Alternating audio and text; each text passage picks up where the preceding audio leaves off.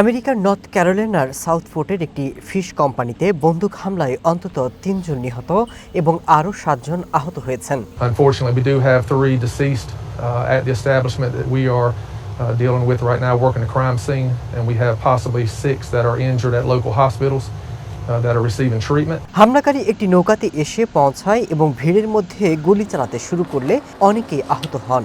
হামলার পরপরই সন্দেহভাজন ব্যক্তি পালিয়ে যান। ঘটনাস্থলে মৃত্যু হয় ৩ জনের। I'm comfortable to say that there is no, we don't feel like there's any additional threats to the community right now. We're working with neighboring Oak Island with a possible suspect, but we'll have more information on that at a later time. এ সময় এলাকাটিতে আতঙ্ক ছড়িয়ে পড়ে। আহতদের দ্রুত স্থানীয় হাসপাতালে নিয়ে যাওয়া হয়। ওই এলাকা থেকে জনসাধারণকে দূরে থাকার পরামর্শ দেওয়া হয়েছে। পাশাপাশি কোনো রকম সন্দেহজনক গতিবিধি লক্ষ্য করলেই জরুরি নম্বরে যোগাযোগের কথা জানিয়েছে পুলিশ।